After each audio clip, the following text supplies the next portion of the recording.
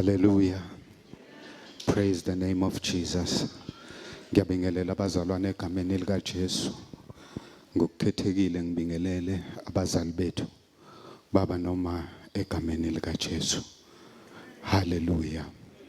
Ngizothanda abazalwane ngaphandle kokuchitha isikhathi ukuthi ngifunde izwi lenkosi encwadini kaLuke chapter 23 ngizofunda uverse 34 la kufundeka khona kanje. Kepha uJesu wathi baba bathethelele ngokuba abakwazi abakwenzayo. Father, forgive them, for they do not know what they do. Alibongwe igama lenkosi. Bazalwane, amazwi okuqala uJesu iBhayibheli lisifundisa ukuthi wakhuluma ngesiphambanweni. As ubaba has indicated, ziningi izinto uJesu ayikhuluma on his way to the cross. But njengamanje sibheka amazwi akhulunywa uJesu esesiphambanweni. La uJesu baqeda ukumbethela elenga esiphambanweni and umzimba wakhe wawuzwa ubuhlungu. Khuluma lamazwi phambi kwakhe kunabantu. Khona amasosha abekade emshaya kwi-whipping post. Kukhona amasosha okuyiwona akade emqhuba ambethela esiphambanweni. Ephila ebhekile kwakungekho i-anesthetist lapho yayizokwenza ukuthi angabuza ubuhlungu. Alibongwe igama lenkosi.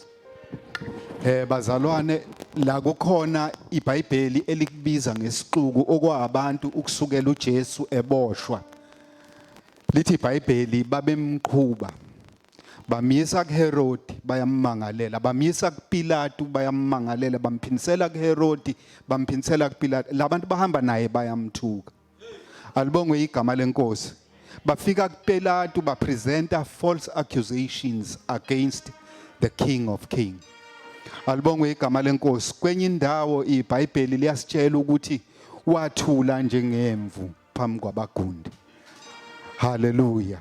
Zonke lezi zinto uyayibuka uJesu uyalenga esiphambanweni, but the first thing that he says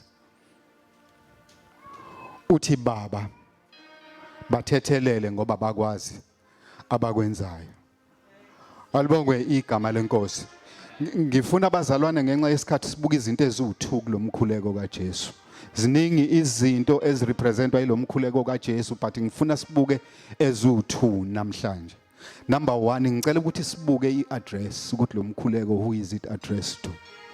Alibongwe igama lenkosi. uJesu addresses lo mkhuleko to uNkulunkulu, but he doesn't say uNkulunkulu, he says Father. Hallelujah. I don't know ukuthi if under stress mhlawumbe ubaba wakhe kwenzisa into enzima uyakwazi ukubekezela uqhubeke uthi baba.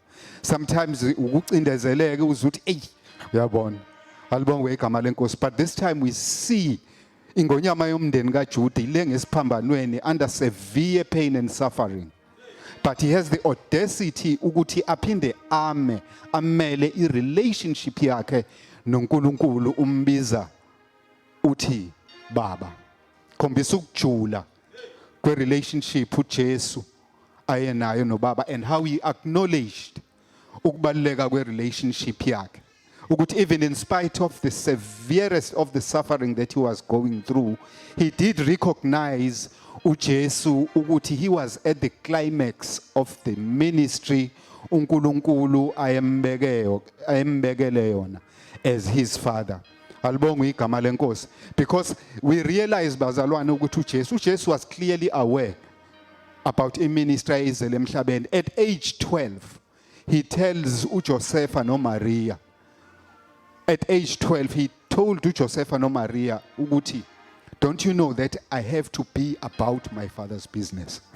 Alibongwe igama lenkosi. Because even esesiphamba esindisa uLazarus efile. Khuluma isimangaliso, which also indicates ukuthi impela uJesu values i-relationship yakhe nobaba. Alibongwe igama lenkosi. Mayikhuleka phambi kwethuna lika Lazarus uthi baba. Alibongwe igama lenkosi. NaseGetsemane mayikhuleka ecendezelekile ngoba ngenxa yesimo ayibhekene naso siyamuzwa futhi ekhuleka ethi baba. Hallelujah. Because he recognized ukubaleka kwe-relationship yakhe nobaba. Alibongwe igama lenkosi, which is very important bazalwane ukuthi as abantwana bakaNkulunkulu we need to assign the highest value in our relationship to our Father who is in heaven. Alibongwe igama lenkosi.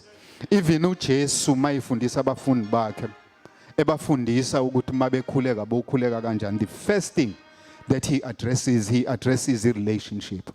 Because you would realize if you read the Old Testament, most of abazalwane babethi mabe address uNkulunkulu bathi inkosi bambize ngawo wonke amagama. And it's very rare where you find ukuthi there is an indication ukuthi bamrecognize as their father. Hallelujah. Okwesibili nengizogcina ngako bazalwane kulomkhuleko kaJesu engifisa ukuthi sikushare nokubonakalayo ukuthi uJesu njengoba ebiza ubaba umbizelana uthini kuye. And iBhayibheli liyaveza la sifunde khona ukuthi the only thing ayishoyo uJesu kubaba mayembiza uthi baxolele. Hallelujah. He says forgive them. Praise the name of Jesus. I don't know bazalwane ukuthi ubani umuntu ongacabanga ukuthi ubaba ebona ingane yakhe ilinyazwe abantu kanje angak-accepta ukuthi ithi abaxolelwe. Alibongwe igama lenkosi. But uJesu understood the relationship yakhe nobaba bazalwane. I say that again. Jesu wayimazi ubaba wakhe. Hallelujah. Yakhumbula ekhulekela uLazaro uJesu akasho ukuthi baba ngiyacela uphilise uLazaro. Uthi baba ngiyazi ukuthi uyangizwa. And ngiyazi ukuthi ungizwa. Wayengakudoubt. Alibongwe igama lenkosi. Wayengakudoubt. And bazalwane, it's very important ukuthi sirealize ukuthi sikhonza uNkulunkulu othethelelayo. Ziningi indawo eBhayibhelini la esifundiswa khona ngokuthi uNkulunkulu uyathethelela. I'm reminded of umkhuleko kaDaniel ekhulekela isizwe. I think it's Daniel chapter 9. Ekhulekela isizwe sisekuthunjeni. Daniel mayikhuleka kuverse 10 uyamchaza uNkulunkulu uthi kepha kuyo inkosi uNkulunkulu wethu kukhona umusa nokuthethelela. Alibongwe igama lenkosi. And also no David mayikhuleka ku Psalms 86 you see ukuthi ku verse 5 uNkulunkulu umchaza njengenkosi enhle nethethelelayo. So it's very important bazalwane njengabantwana bakaNkulunkulu sithengiwe ngegazi elingenacala. Ngisho kunina bazalwane ukuthi it's very important ukuthi sirealize that since we have been forgiven, forgiveness is the greatest experience for everyone umzalwane. Alibongwe igama lenkosi. In actual fact bazalwane, once uqala ukuphila impilo yokuba umzalwane, it's very important ukuthi forgiveness kube yinto yokuqala ozokwazi ukuthi udile nayo. Because unforgiveness bazalwane, I wish to say ukuthi is a very fertile ground for hatred and anguish and strife empilweni yakho. And into eyingozi once kuqala kudevelop izinto ezinjalo empilweni yakho umzalwane ziyastrugglisha nezithelo ikamoya ukuthi zibonakala. Alibongwe igama lenkosi. Uba umzalwane ohamba kanzima endleleni yokukholwa. And bazalwane, I'm very touched einsukwini ubaba was talking about ukuhlanjululwa kwebandla, because ipresence kaNkulunkulu izogcwalisa indlu yakhe ukuthi ibandla malihlanjululwa.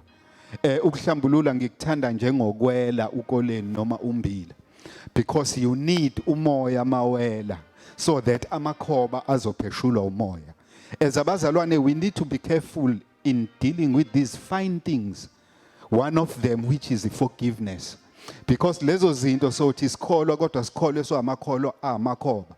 Ukuthi makufika isizini yokuthi uNkulunkulu ahlambulule ibandla siphephuke njengamakhola, because foundation which is forgiveness ayikho ohambweni lwethu lokukholwa. Alibongwe igama lenkosi. I was touched when I was reading bazalwane sengiyaqeda. I was touched when I reading one of the books, the psychology, and they were defining forgiveness as a conscious and a deliberate decision. Alibongwe igama lenkosi. So akudingi ukuthi ukhulume ngezilimi ukuze usizakale kwi-forgiveness. You need to make a decision to forgive. Alibongwe igama lenkosi. And kule definition enye into engiyinotisile bazalwane ukuthi i-decision yakho should be regardless of whether those that you are forgiving deserve your forgiveness. So you don't need a consultation. You just need to make a decision to forgive. Alibongwe igama lenkosi. So bazalwane kulesi sikhathi la uNkulunkulu efisa ukwenza izinto ezinkulu emhlabeni.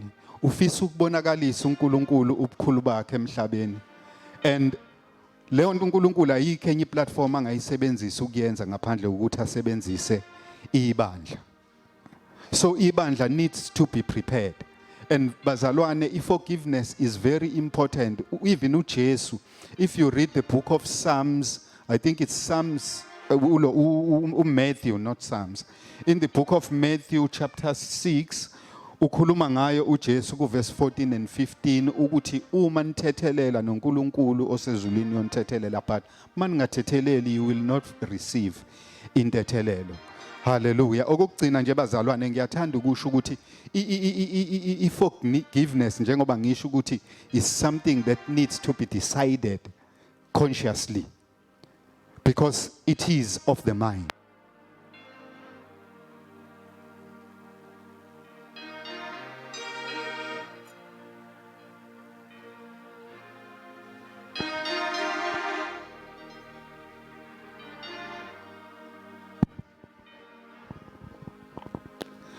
So bazalwane, it's very important ukuthi si recognize ukuthi it's something that we need to address empilweni zethu. Sizokwazi ukuthi sihambe impilo yethu ikhululekile. Forgiveness bazalwane is very very important. Njoba ngisho ukuthi if you are an unforgiving person, uNkulunkulu finds it difficult ukuthi akusebenzise. Alibongwe igama lenkosi.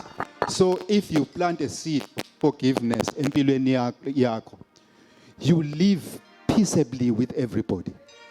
Akekho omunye umuntu ongazi identify kuwena as an enemy. No matter bekhona abanye abangasho ukuthi abakuphiwe, they will not come and tell you bosho kwenye indawo.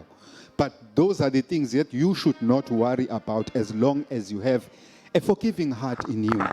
uNkulunkulu is going to deal with them. In actual fact, you can even deal with that because iBhayibheli liyasifundisa ukuthi asoyikhulekela nezitha zethu. So naloyo suke ngakuphiwe mawukhulekela nezitha zakho, he is covered.